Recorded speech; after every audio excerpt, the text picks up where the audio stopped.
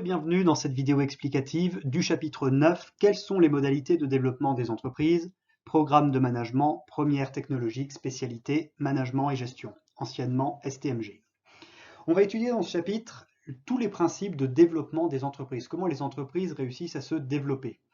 On va étudier ici, en grande partie, le principe de la valeur et le principe surtout de la chaîne de valeur des entreprises. C'est ce qu'on verra dès le début. Donc, rentrons dans le vif du sujet. Séance 1, maîtriser les maillons de la chaîne de valeur. Alors déjà, dans chaîne de valeur, il y a valeur. La valeur, c'est le prix qu'un client est prêt à payer pour l'obtenir. Donc, c'est un élément très important au niveau de tout ce qui est marketing, etc., au niveau de la création d'un produit. Vous l'avez étudié notamment en sciences de gestion. Mais la valeur du produit, ça englobe quoi? Ça peut venir d'où, cette valeur? Eh bien, elle peut venir de la qualité du produit, elle peut venir de son lieu de fabrication, par exemple le Made in France. La notoriété de la marque, est-ce que la marque est connue ou pas, célèbre, appréciée? La rareté, plus un produit est rare, plus un produit est cher et très souvent apprécié. Et enfin, difficilement imitable.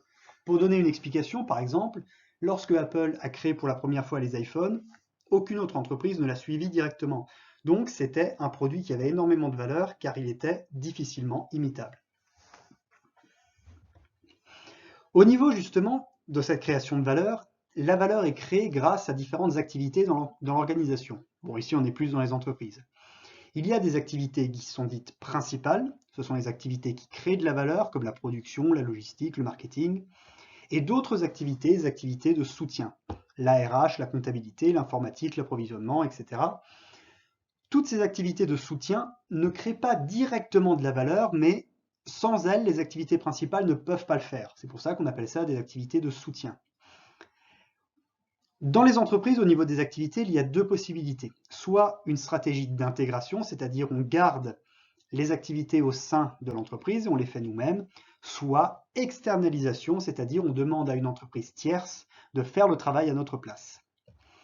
Les activités principales, elles, il faut les garder dans l'entreprise parce que c'est sur elles qu'on doit se concentrer en priorité pour pouvoir créer de la valeur, tandis que les activités de soutien, normalement, sont externalisables, c'est-à-dire qu'on peut demander à une entreprise de les faire pour nous et nous, on peut se concentrer uniquement sur les activités principales. Ensuite, séance 2, repérer et analyser les modalités de développement. On va voir dans cette partie 4 manières que possèdent les entreprises pour pouvoir se développer et donc pouvoir créer plus de valeur. La première méthode, c'est la croissance interne. C'est juste le principe d'investir pour augmenter sa capacité de production. Une entreprise investit, donc achète des immobilisations, c'est-à-dire des biens qu'elle va pouvoir garder pendant très longtemps, et grâce à ça, elle grandit. Autre méthode, la croissance externe. Ici, il s'agit de racheter d'autres entreprises pour pouvoir gagner leur savoir-faire. Là, cette fois-ci, on ne va pas, en investissant, acheter des immobilisations, mais on va acheter carrément des concurrents. L'entreprise rachetée est absorbée et notre entreprise à nous peut grandir. Ensuite, le partenariat. Le principe du partenariat, c'est s'associer avec d'autres entreprises pour pouvoir partager des ressources ou bien, ou les deux, réduire des coûts. Ensuite, l'internationalisation, là-dessus, je pense que je n'ai pas grand-chose à pouvoir ajouter de plus, je pense que vous avez tous compris, c'est le principe de s'implanter à l'international pour pouvoir trouver de nouveaux débouchés, donc ça veut dire de nouvelles possibilités de vente, et donc être capable de vendre beaucoup plus que lorsqu'on le vendait uniquement au niveau national. Il nous reste maintenant la dernière séance, évaluer le degré de transparence, où ici il s'agit vraiment juste de savoir ce que c'est que la transparence et le secret des affaires. La définition de la transparence, c'est transmettre des informations aux parties prenantes dans le but d'établir une relation de confiance. Quand on parle de transmettre des informations, c'est des informations sur le savoir-faire, sur la qualité des produits, sur les technologies utilisées ou sur les innovations. Mais on a aussi ce qu'on appelle le secret des affaires. C'est un secret qui est utilisé pour préserver l'exclusivité de ses produits. Donc l'entreprise doit faire en sorte quand même de garder certaines informations secrètes pour justement préserver cette exclusivité de produits. C'est pour ça que quand on parle de transparence, c'est uniquement sur le savoir-faire, la qualité des produits, les technologies, les innovations, pas sur les secrets de fabrication. Alors vous voyez que là, j'ai mis 2 fois le mot innovation, une fois dans la transparence et une fois dans le secret. Il faut être capable justement de faire la part des choses.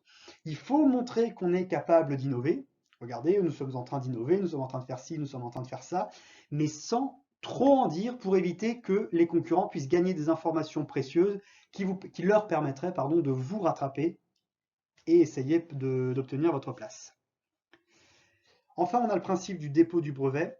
Déposer un brevet, donc en France, ça se passe à l'INPI, l'Institut national de la propriété intellectuelle, et ce dépôt permet de protéger une invention et accorde ce qu'on appelle un monopole d'exploitation à l'entreprise qu'il possède. Un monopole d'exploitation, ça veut dire que pendant 20 ans, l'entreprise va être la seule à pouvoir utiliser cette invention. Le problème, c'est que 20 ans après, la protection disparaît et toutes les entreprises peuvent l'utiliser. Ce qui fait que certaines entreprises préfèrent ne pas utiliser leurs brevets, préfèrent ne pas breveter leurs inventions et juste conserver très précieusement leurs secrets, parce que si on dépose un brevet, au bout de 20 ans, le brevet est terminé et tout le monde peut obtenir ces informations précieuses. Mais grâce au brevet, l'entreprise se protège de la contrefaçon et garde le caractère exclusif de son innovation. Mais pendant 20 ans. Voilà, c'est tout pour ce chapitre. Il était beaucoup plus court que le chapitre précédent. Donc n'hésitez pas à regarder cette vidéo autant que vous avez besoin pour pouvoir vous rappeler des points importants de ce cours. Moi je vous souhaite une bonne journée et à la prochaine.